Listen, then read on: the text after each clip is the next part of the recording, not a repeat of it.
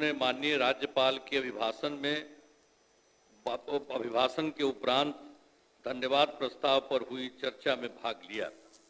माननीय राज्यपाल महोदय ने अपने अभिभाषण में विस्तार से सरकार की उपलब्धियों एवं प्राथमिकताओं की चर्चा की है।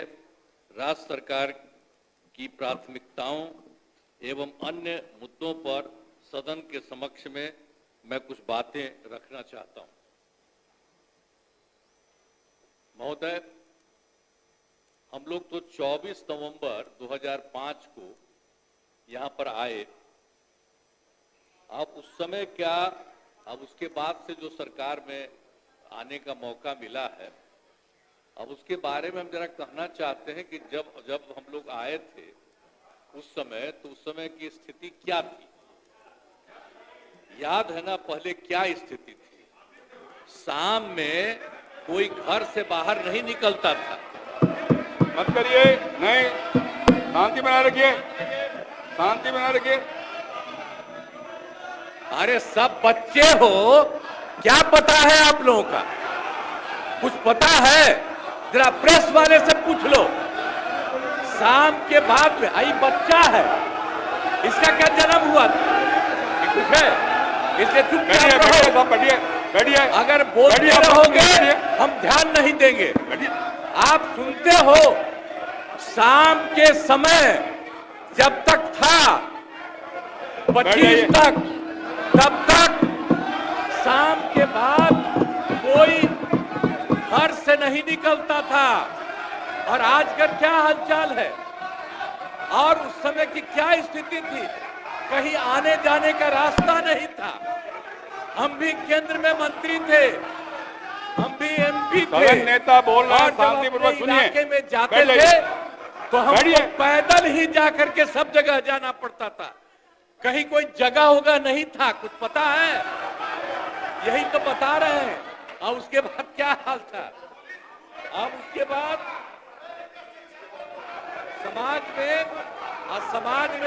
समाज में कितना विवाद होता था, समाज में कितना विवाद होता था उस समय, बुरा हाल था। और हिंदू मुस्लिम का झगड़ा कितना होता था। वोट लोग लेते थे, लेकिन हिंदू मुस्लिम का झगड़ा कितना होता था। और मुसलमानों को कुछ होता था तो उसको बचाने का कोई उपाय करते थे। ये जब हम आए उसी समय की स्थिति आपको हम बता देते, और उसके बाद हम लोगों ने सब काम किया, हम आगे बता देंगे। अब पढ़ाई का क्या हाल था? पढ़ाई में कम लोग ही पढ़ते थे, यह हालत था। जब हम लोग आए उस समय के पहले की जो स्थिति थी, अपने इलाज का पूरा इंतजाम, तो उसके पहले ही हमने कार्यक्रम शुरू करने के पहले हर जगह से कहा कि हर जिले के अंदर देखिए कि हर जगह कहां पर कोई कमी है, उस कमी को पूरा करने के लिए तो हम लोगों ने वो काम किया। अब सब जगह का हम लोगों ने, हर जगह का, और आप जानते ही हैं कि जो आपको बता दें कि हम लोगों ने शुरू में ही जो हम लोग वहां से करके आए जनवरी, और उसी के लिए भी कैबिनेट से हम लोगों ने पूरा का पूरा कर लिया। और उसके बाद दूसरे बार भी किए, तो अब हम लोगों ने पहले 4 फरवरी को कर लिया था कैबिनेट से, तो जो भी कमी थी उसके बारे में तय किया। और इसके बाद जो तय किया 25 फरवरी को, उसमें भी किया गया। और उसी तरह से 38 जिले में जो भी घोषणाओं के संबंधित हुआ, तो 430 योजनाओं की स्वीकृति। आप सोच लीजिए, हर जिले में जो था 430 ऐसा था। अब उसको सुधारने के लिए हम लोगों ने 25,000 करोड़ रुपए का तय कर लिया, और उसी के चलते अब काम शुरू हो रहा है। एक एक चीज, तो ये लोग क्या बोलता है, सबको कोई मतलब है? आज तक कोई काम किया है? सब खम्मा तो हम लोग शुरू से कर रहे हैं।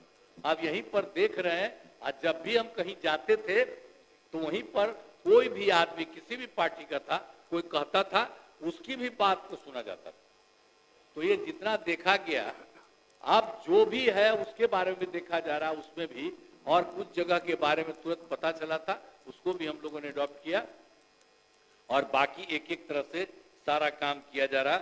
हम लोग हर तरह से, सब तरह से काम कर रहे हैं। और उसी के अलावे हर तरह से राज्य सरकार बिहार के विकास एवं समाज के हर तबके के उत्थान के लिए दृढ़ संकल्पित है। ये पूरा का पूरा हम सब लोग काम कर रहे हैं और बहुत खुशी की बात है कि वर्ष 24 में नई केंद्र सरकार के गठन के बारे में आप सोच लीजिए, केंद्र सरकार के बारे में हम लोग को क्या, हम लोग तो कर ही रहे हैं, लेकिन केंद्र सरकार का भी जो सहयोग हुआ है, जो आप समझ लीजिए जब चुनाव 24 में चुनाव हुआ, अब उसके बाद जो फिर सरकार थी, तो पहली बार उसने केंद्र सरकार ने उसके गठन के बाद उन्होंने किया बिहार के लिए विशेष आर्थिक सहायता के रूप में, आपको बता दें, सड़क, उद्योग, स्वास्थ्य, पर्यटन और बाढ़ नियंत्रण के लिए बड़ी राशि देने की घोषणा उन्होंने की। और फिर इस वर्ष 2025 में जब दूसरा चुनाव हुआ है, तो केंद्र सरकार के द्वारा प्रस्तुत बजट में बिहार के लिए मखाना बोर्ड की स्थापना, बिहार के नए हवाई अड्डों का विकास, पश्चिमी कोसी नहर परियोजना के लिए वित्तीय सहायता, पटना IIT के विस्तार की घोषणा की गई है। इसके लिए हम आदरणीय प्रधानमंत्री श्रद्धेय नरेंद्र मोदी जी का हम अभिनंदन करते हैं, उनको हम धन्यवाद देते हैं कि उन्होंने दोनों बार 24 में और 25 में भी उन्होंने बिहार के हित में बहुत सारी योजनाओं के बारे में उन्होंने तय किया। सरकार की कामना है समाज में सद्भाव एवं भाईचारे का वातावरण कायम रहे और हमारा राज्य प्रगति के पथ पर अग्रसर रहे।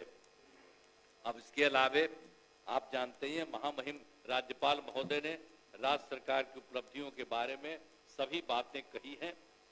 मैं आदरणीय राज्यपाल महोदय को उनके अभिभाषण के लिए नमन करता हूं और इन्हीं शब्दों के साथ पुनः मैं आप सबको धन्यवाद देता हूं।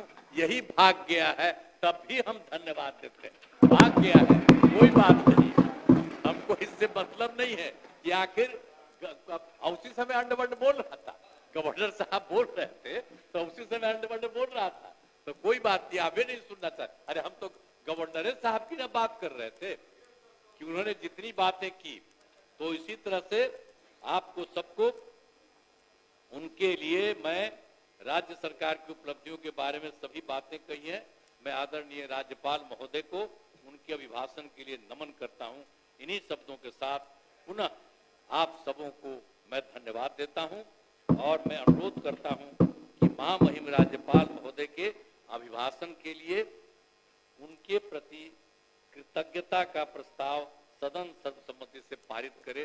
हम तो यही कहेंगे, तो एक साथ दोनों पार्टियों का किए और उसी के बारे में उन्होंने इतना अच्छा बात किया, हम ही सरकार की तरफ से दिया जाता, हमने ही सारा बात लिख करके उनको दे दिया।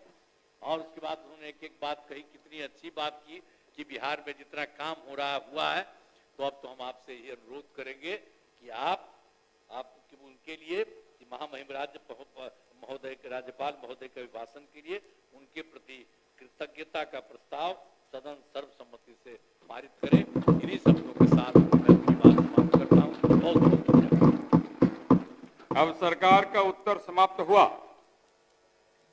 माननीय सदस्यगण, राज्यपाल महोदय के अभिभाषण पर श्री अरुण शंकर प्रसाद सविस द्वारा प्रस्तुत किए गए धन्यवाद प्रस्ताव पर माननीय नेता विरोधी दल श्री तेजस्वी प्रसाद यादव, श्री अजीत शर्मा सविस एवं श्री महबूब आलम सविस के संशोधनों पर विमर्श हुआ। अब मैं एक एक करके संशोधनों और मूल प्रस्ताव को लूंगा। क्या माननीय नेता विरोधी दल श्री तेजस्वी प्रसाद यादव अपना संशोधन वापस लेना चाहते हैं? प्रश्न यह है कि धन्यवाद प्रस्ताव के अंत में माननीय नेता विरोधी दल श्री तेजस्वी प्रसाद यादव द्वारा प्रस्तुत संशोधनों को जोड़ा जाए। जो इस प्रस्ताव के पक्ष में है वे हाँ कहें, जो इस प्रस्ताव के विपक्ष में है वे ना कहें। मैं समझता हूं कि विपक्ष में बहुमत है, यह प्रस्ताव अस्वीकृत हुआ। क्या माननीय सदस्य श्री अजीत शर्मा अपना संशोधन वापस लेना चाहते हैं? प्रश्न यह है कि धन्यवाद प्रस्ताव के अंत में माननीय सदस्य श्री अजीत शर्मा द्वारा प्रस्तुत संशोधनों को जोड़ा जाए। जो इस प्रस्ताव के पक्ष में है वे हाँ कहें, जो इस प्रस्ताव के विपक्ष में है वे ना कहें। मैं समझता हूं कि विपक्ष बहुमत है, यह प्रस्ताव अस्वीकृत हुआ। क्या माननीय सदस्य श्री महबूब आलम अपना संशोधन वापस लेना चाहते हैं? प्रश्न यह है कि धन्यवाद प्रस्ताव के अंत में माननीय सदस्य श्री महबूब आलम द्वारा प्रस्तुत संशोधनों को जोड़ा जाए। जो इस प्रस्ताव के पक्ष में है वे हाँ कहें, जो इस प्रस्ताव के विपक्ष में है वे ना कहें। मैं समझता हूं कि विपक्ष बहुमत है, यह प्रस्ताव अस्वीकृत हुआ।